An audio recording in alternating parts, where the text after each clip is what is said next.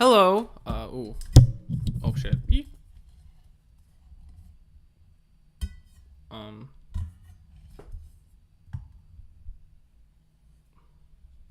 There we go. That looks better, I think. Hold on.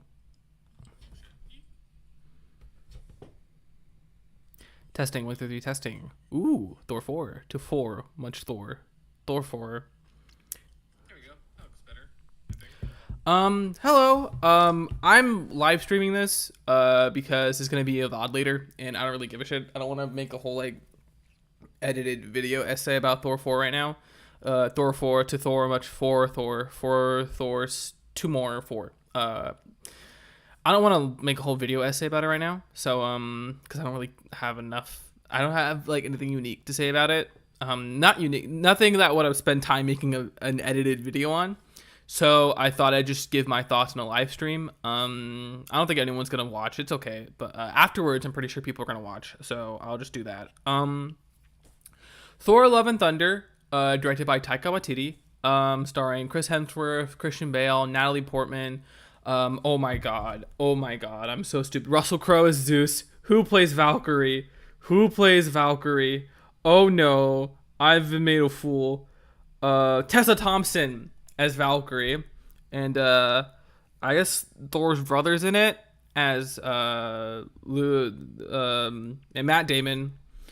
The Guardians, Melissa McCarthy, Sam Neill's in it, who plays the Odin actor. That's cool. Jeff Goldblum's not in it. He's not in it, is he? I don't think so. Vin Diesel, of course. This is not right. Mark Ruffalo's not in it. Anyway, so Thor: Love and Thunder. This will be a spoiler video. Later I'll edit in like a time code so where you can tell where the spoilers are and where they won't be. But non-spoilery review. I don't know. It's mixed. It's a little it's not all great.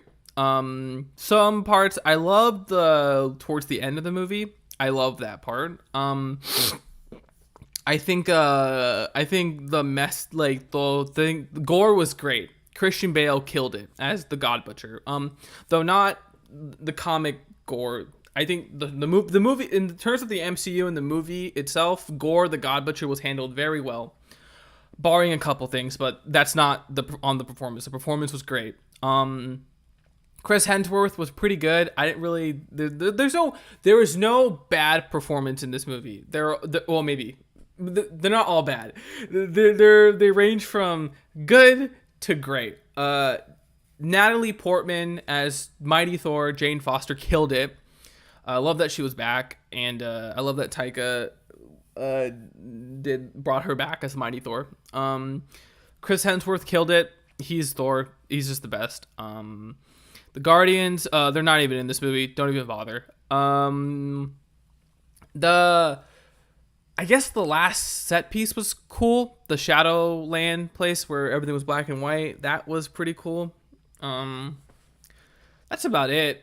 There are some bad stuff, but mostly spoilers. What I will say about the non-spoilery stuff that I didn't like was that the volume, because this was the first MCU movie to use the volume, I believe. Not great. It did not look great. There were some parts where it just did not click. It didn't work well. What else? You shouldn't be saying this. What else? The humor was not great. No, there was a lot of times where like the humor was like dead for me. I wasn't laughing. I don't think I chuckled at all. I was kind of like but I'm not like humorless. I just wasn't like laughing. Other people were though, so that's cool. There was a kid next to like 2 chairs down that was complaining a lot, so that was fun. Not annoyingly, but like, he was complaining about the movie, which was weird because it's like you're a 12-year-old, you're like 5 years old, you're supposed to be like complaining about food, but you're complaining about the movie. It's funny. I think the humor was the worst part. I don't know what was going on. And I'll get to that later. But overall, the movie's okay. It's not great. it's not like out of this world. It's not Ragnarok. A lot of people like Ragnarok. I thought it was okay, but if you were expecting a Thor Ragnarok level movie for Thor, this isn't it. This is like Taika's Thor continuing from Endgame, which makes sense because this is Taika's movie. This was a movie written and directed by Taika, which I will applaud because I like Taika's films generally. I think What We Do in the Shadows and Jojo Rabbit were great. I thought Thor Ragnarok was okay. I thought this movie was fine.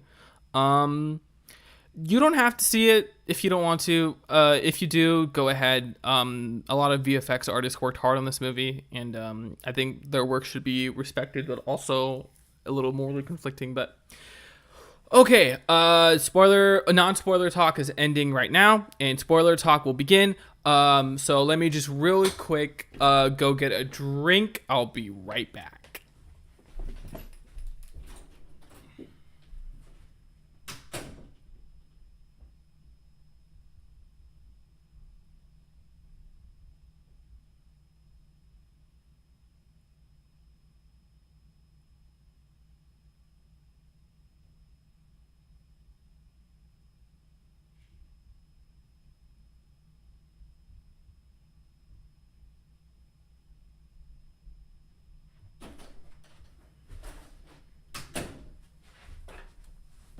Okay. Oh, by the way, I'm 21 now. Okay. Dude, there was so much bad. Oh my god, so Gore. Let's talk about Gore. Christian Bale, he killed it. Oh my god, he's so good. But like, wait, huh? Why does? Okay, so there's a sequence. Okay, so Gore was great, right? We start with the movie off. Gore's daughter is like, all that stuff is great about how like gods don't care about their people that they worship, and how they should all die.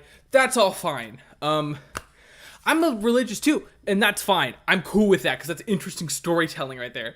And then we got to Korg explaining what happened to Thor, and it's Taika Waititi doing the voice. It's like Korg was the most annoying part of this movie. I love the kid that he put himself in this movie, but holy mother of God, you could like cut like so many scenes and it would be much better.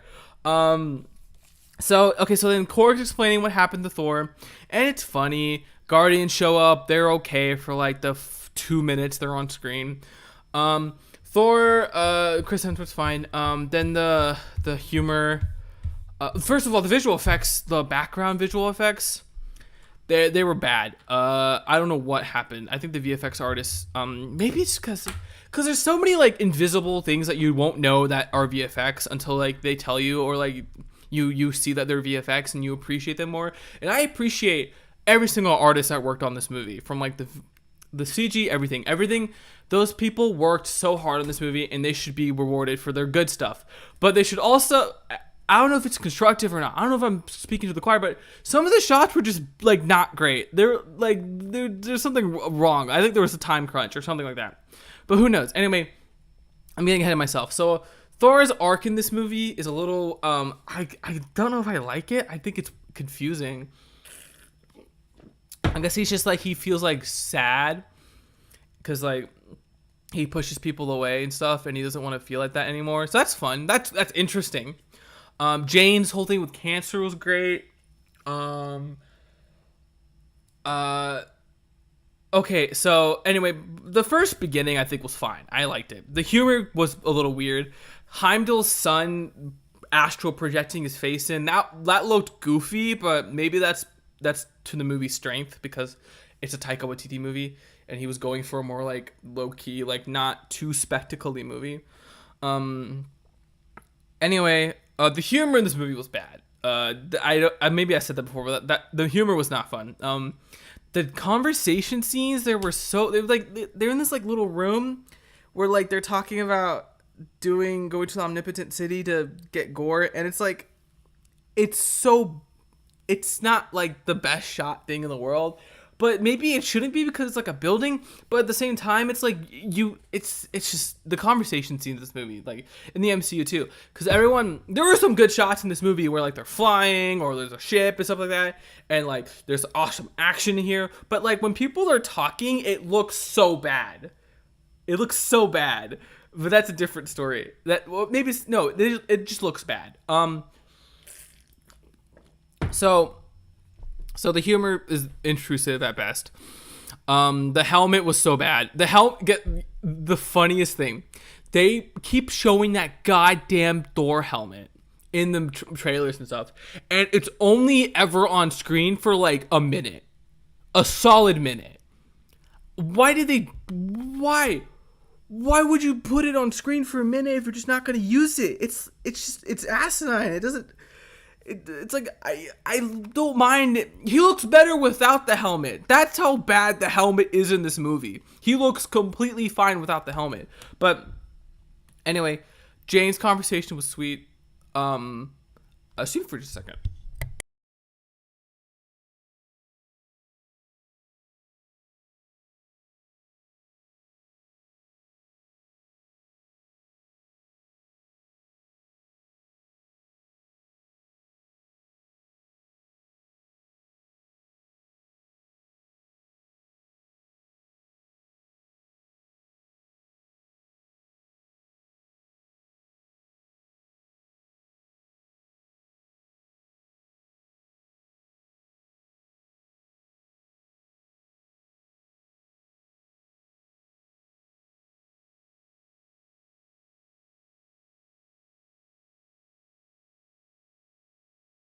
I'm back. Okay, so they go to Omnipotent City, and it's the most trash thing I've ever seen in a Thor movie. It looks so bad, I want to gouge my eyeballs out. It's so ugly. There's nothing. The screaming goats were stupid. They weren't that funny. I didn't laugh like that much. They were fine for like one joke, and then like they got annoying really fast. My hair's all messed up. This is like the. Okay, so anyway, they go to Omnipotent City, and they sneak in, and Thor and Jane have like a cute moment where they're talking about hammers and stuff like that, and Thor's like a little weirded out by the whole like Jane's Thor now and blah blah blah, right? So that's great. So they go to Omnipotent City, and then they meet Zeus, and I just want to look like Russell Crowe. He's great in The Nice Guys. He was okay in Les Miserables. He's a good actor. He played that Road Rage movie guy where it was like a guy driving, got really mad, so he decided to hunt down this woman's family, I guess. But he's great. He's a great actor. But like, it's like, why? Why would this is so like, doesn't make any sense. It's like, he's not funny. This is not funny. This is disgusting. This is bad. And then Thor gets naked, and it's like great. I love that man has an ass of Asgard, whatever, right? It's great. But like, it wasn't funny. And then this fight scene on this like circular platform because they're using the volume, and you can tell they're using the volume because the background is so is either out of focus or it's unfinished. And then you have like this moment where Korg gets hit by Zeus's hammer, and it's like, oh, is he dead? Oh, the stakes have never been higher. But then they turns out he's fine, and it's just his face, and it's like, okay, so that's fine. That's whatever. And then Thor, I guess, kills Zeus with like his own lightning bolt, and it's like, oh, Thor just killed a god like Gore. Maybe there's some conflict there about whether Thor and Gore are like bad guy, like whether is Thor okay with killing gods if it pursues his purpose, and what about Gore, because that's the same thing as Gore. But they never bring it up again. They bring it up as a joke, and it's huh? You killed Zeus, and it's like, huh? Okay, and then this is weird. This is how I talk about movies with my brother. He hates me. So if you hate this, then like and subscribe, because this is what you're gonna get for live streams for the rest of my tenure on YouTube, I guess. But yeah. So anyway, they get Zeus's lightning bolt. Oh my god, Gore kidnapped kids. I completely forgot. He kidnapped children, which is awesome. It was cool stakes. Kidnapped kids, you gotta save them. And yeah, it's awesome. That's cool. I love that. When superheroes save children, that's amazing. Okay, so they get the lightning bolt, and they go on the screaming goat boat, the screaming goat boat, the SGB, the screaming goat boat. And then they're flying over there. No gods to help them. It's just them. And then they have a moment on. And then Jane and Thor have a moment on the ship, and it's a great moment. I love that moment. It's a little awkward. Thor pours beer on Stormbreaker. That was funny. I actually really like that. It's really like your first beer. They fucking pour beer on it. That's awesome. I love that. And then so Jane and Thor finally have like a discussion, like a talk, like a real talk. And it's for the first part I was vibing. It was chill. It was like it looked pretty. It wasn't like gray. There weren't like other bad. It didn't look like an SNL skit. It looked like something like a director did, and that was awesome. And then it cuts, and then like in the middle where they're looking at the space whales, it cuts to Korg and Valkyrie, where Korg is like just having this weird monologue about love and how you're drinking your problems away, Valkyrie, and Valkyrie's like, oh, I'm afraid of being alone again. It's like, why would you? I just don't know why you cut there. Like, why would you cut from there to that when like that doesn't for 30? This joke lasts for like 30 seconds and it does nothing. It does nothing. I don't know what it does. I don't know what the point of it was.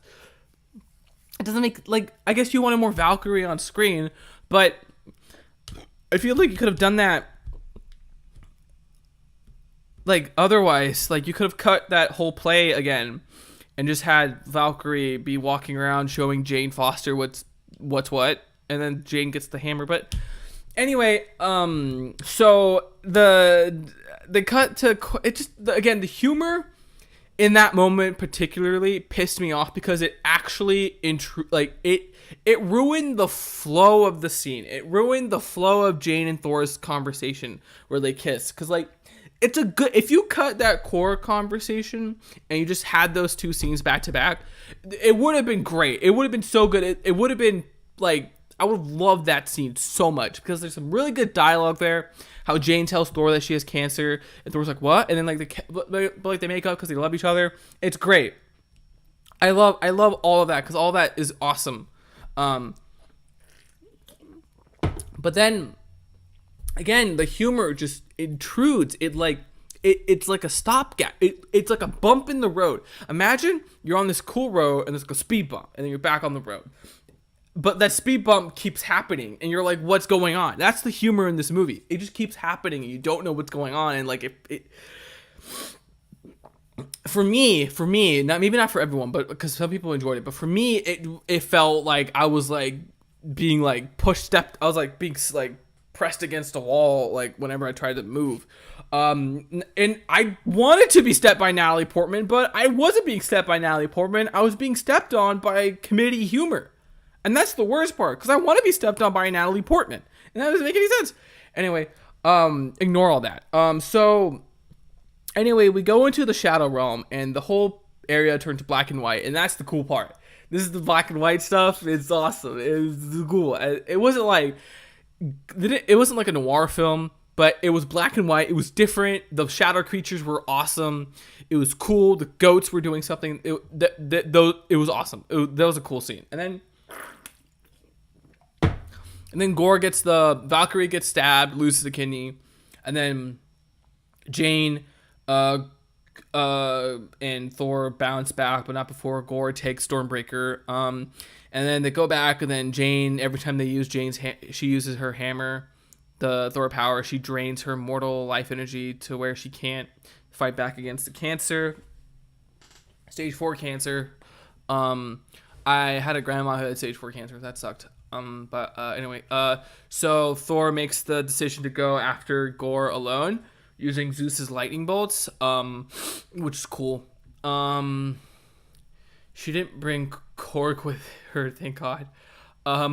So Thor goes to save the children, and the children get Thor's powers with the toys, and the third act is so much fun. I love seeing the children just fight against these shadow creatures using Thor's powers with the tools and stuff. That was sick. That was the bee's knees. I love that moment. That's pure Taika. That is Taika Waititi doing what he does best, and I love that. And the Thor stops Gore. No, he doesn't stop Gore. Jane shows up and distracts Gore, while knowing that this is probably her last time because she's gonna die after this. And Thor, I guess Eternity opens up, but they manage to break the sword, so he's uncorrupted and he's dying. So Gore goes into Eternity, and then they follow suit, and then it becomes the final world from Kingdom Hearts 3, which took me, because I don't like Kingdom Hearts 3, so they gave me like little PTSD heart attack. But the scene was great. And then it's about love. It's about love. It is about Thor chose to be with Jane, who he loves, versus trying to stop Gore. And the whole time, Gore is trying to kill all the gods in this movie, not in the comics. In the movie, Gore is trying to kill all the gods because they didn't save him and his family, right? And then Thor's like, I just want to be with the woman I love, man. At this point, you do you. I think you really want love. You want someone to love you because that's all we need. That's all we look for in life, to someone to love, something or someone to love, which is a great message. It's a great quote. It's great. And then Gore decides, you know what? You're right, Thor. I'm gonna bring back my daughter to be with her one last time before I go, because that's all I want. All I want is love, which is great. And then so Gore dies, and Thor promises to take care of Eternity, the daughter. What was her name? Her name escapes me. And then Jane dies, so that's heartbreaking. And then Korg talks about how he met with how Jane. They have a statue for Jane now. How Valkyrie's training the children. How he met his boyfriend named Dwayne. And how Thor has a daughter now, and they're fighting together, love and thunder, right? And that's great. The final act is great, but again, the humor was so bad. Like, the second act made me want to, I was just constantly confused as to what was the point of everything happening. And then Thor kills Zeus. There's this whole argument where Zeus doesn't want to do anything, and then Thor's like, come on, you're a fucking coward, dude, do something. Sorry, you're a coward, do something. And Zeus is like, yeah, I'm a coward, okay, I'm Zeus though, so. And then Thor kills Zeus, and they never bring it back up again because Thor killed a god. And it's like, what? And then again, just the volume, I don't know. I guess it's because Greg Fraser, who worked on Mandalorian and the Batman, knows how to use the volume because he designed it. He helped design it. But the people who don't know how to use the volume, you can really tell they don't know how to use the volume because it just doesn't look good. It doesn't look great. The background shots don't look that great when you rotoscope in actors into it. And it's just sometimes I think it's because Marvel is just doing too much stuff. This year alone, We've had Moon Knight, then Doctor Strange and the Multiverse of Madness, then Miss Marvel, then this, and then She-Hulk comes out in August. That's 5 big budget properties or IP stuff they're doing. And I think these VFX artists are just stretched too thin. I think that's the problem. There's not enough time for these people to work on these things, so they have to get it by a deadline, and that's the worst part, because there's all these talented artists that no person in the world wants to make a bad thing. No person wants to make a bad movie. No actor wants to make a bad performance, and no VFX artist wants to make a bad VFX shot. They don't, bar none. Everyone works so hard on these movies, these $250 million movies. Everyone works so hard on them to make sure they're great, and they're just not given the time. So they end up making bad shots. Sorry, my brother just asked me, what are your thoughts on the movie's use of canny filmmaking techniques? Canny? What is canny? Nickel! What is canny? Nix! Nickel! Hold on. Nickel! What is canny? Canny film techniques. Canny. What the hell? Oh, I get it. What are your thoughts on the movie's use of canny filmmaking techniques? Am I supposed to get something? Oh, I think I know what this is. It's delayed on my screen. Hold on. I know what this is. I know what this is. Hold on.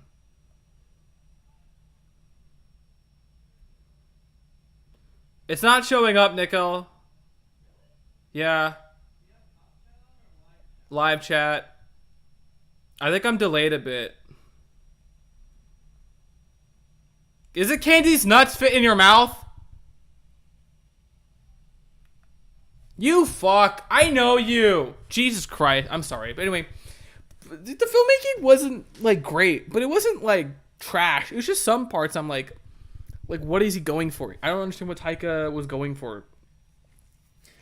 Korg was annoying. Easily the most annoying part about this movie. Like, I don't know why. Why is he so annoying? You know, I think it's because they were trying... Because Thor Ragnarok had Thor and Loki to bounce off each other, which was great because Tom Hiddleston and Chris Hemsworth killed it. They were so good in that movie. Even though I don't like Thor Ragnarok, I can appreciate that those two were really good. The whole like Thor-Loki relationship is the best part about those Thor movies. And... So with Love and Thunder, you don't have that Loki relationship anymore. You don't have Thor and Loki anymore. So what do you do when you don't have Thor and Loki?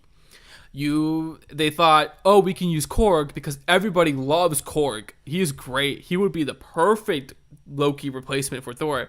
And it doesn't work. It really just does not work for me. And I think it's because he's just overused. I think Korg works best when he's like at the end of the scene or like used 2 or 3 times in the movie and he has some serious moments. I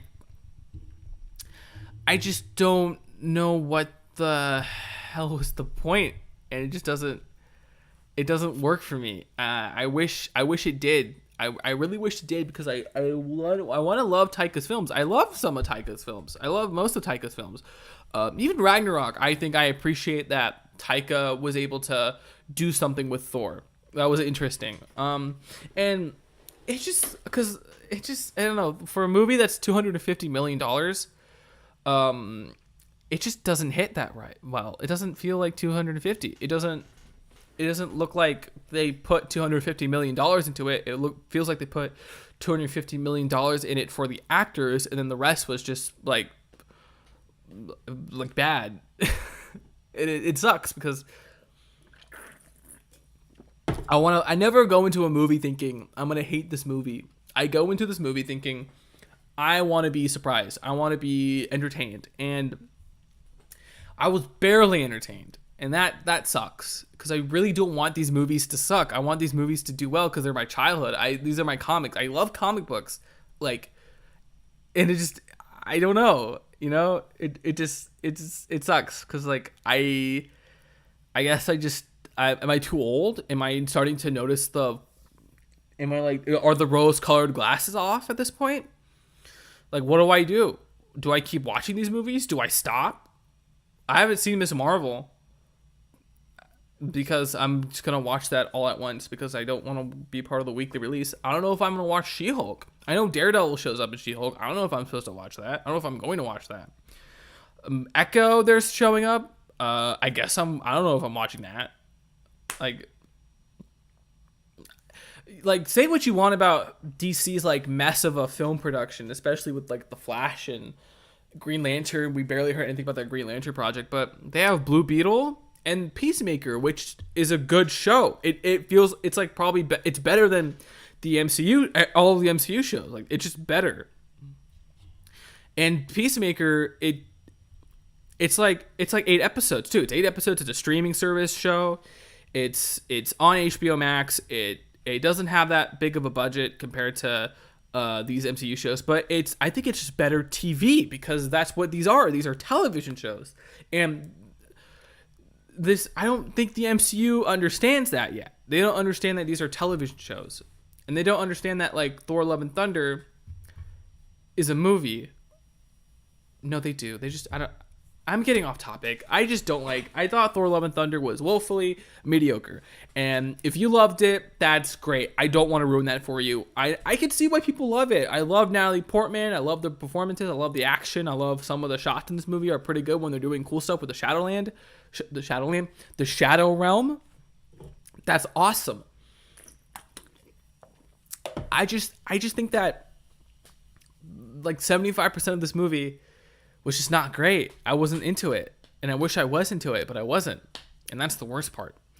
Because I really want to be into something, and would I recommend seeing it? Maybe if you want a fun time. There's some fun stuff in this movie. But yeah, it's shocking that like Thor 1, which had $150 million into it, looks better than this movie. Bar none. That's crazy to me. That's insane. That is insane that it looks better. And the whole like it's a comedy movie, so turn your brain off argument is kind of dumb, because that just makes all comedies, that's basically you saying that all comedies are dumb, which is not the case. But then again, like, I don't blame them for thinking like this, because that's like the nature of these MCU movies. Let me just look up the showings for Thor Love and Thunder at the movie theater I saw, right? Let's do that. Okay, so according to Fandango, for Thor Love and Thunder, for Santikos, I can't say that. So there are 1, 2, 3, 4, 5, 6, 7, 8, 9, 10, 11, 12, 13, 14 showings at my movie theater that I went to see this movie, right? So let's look at another movie. Let's look at Minions: The Rise of Gru, okay? There's 1, 2, 3, 4, 5, 6 showings, okay? Now let's look at Top Gun Maverick. Haven't seen that movie yet. There's 3 showings for Top Gun Maverick. Let's look at Elvis. There are 4 showings for Elvis. Let's look at Jurassic World Dominion. There's 3 showings. These MCU movies are like taking so much space in the movie theater release window that there's no other movie to see. You're not going to see... I'm seeing Barbie, but you're not going to see Top Gun Maverick over Thor Love and Thunder, because Thor Love and Thunder just takes up so much of the theater space. So it's like, no, I guess I see Thor Love and Thunder because I don't care about anything else other than the MCU. The MCU has had a stranglehold over theater releases, and I think scaling back would make space for other movies. But then again, that's another conversation. That's not what I'm here for. I'm not the movie theater manager. I don't know the logistics of anything. I don't listen to me. But yeah, overall, Thor Love and Thunder was just okay for me. Didn't love it, didn't hate it. Some things pissed me off, some things didn't piss me off. And I just don't know what's going to happen next. I don't. The post-credit scene was okay. The two of them, one was Hercules, I think, played by that Ted Lasso actor, but he doesn't play Ted Lasso, it's another actor. That's cool. Then Natalie Jane's in Valhalla with Idris Elba. Heimdall, the boy, the man, the myth, the legend. So that's cool. She'll be back. She'll have to be back. No one dies in the MCU except for when actors want to leave. When actors don't want to show up anymore, so they leave. Yeah. Overall, mixed. I'm probably not gonna do any more. I think I watched The Bear recently. That's a show on Hulu and FX. That's great. That was awesome. I wasn't expecting to have that much fun with it. It's like if Safdie Brothers directed a restaurant movie, except it was a show, and that was pretty fun. I loved every second of it, so I'd recommend watching that. I'd also recommend watching The Boys Season 3. I heard that's pretty good. I haven't finished it yet, but I heard it was pretty good. I just haven't been in a good headspace to watch that show. And then watch Superman The Animated Adventures, because those are awesome. Barbie comes out next year, I think, so definitely tuning in for that. Yeah, that's about it. Take care. Don't forget to like and subscribe. You can comment if you want. I don't give a shit. I do actually. I like every comment. I read every comment because I'm not a big channel, so I don't have to sift through like comments upon comments of stuff. And sorry if I was a little intense. It's just I came back from the movie theater like 10 minutes ago to talk about this. And I've been talking to my brother about this too, my twin brother, because we see movies together all the time. So He's probably heard of me enough. Oh my! When Far From Home came out, I wouldn't shut up about that movie to him, and he got pissed off. So this is like a good place to vent my opinions. I'm doing this, by the way. This is I got a new camera. I got a camera. I'm gonna be filming a short film for the first time, testing it out. I'm a little nervous, but we'll see how it goes. And but I've talked too much. Thank you so much for tuning in, for watching. And comment if you disagree with me. I'd love to talk about this movie. I love to talk about movies in general. I like to talk about filming. I like to talk about comics, movies, games, like whatever. I'm flexible. And yeah, that's about it.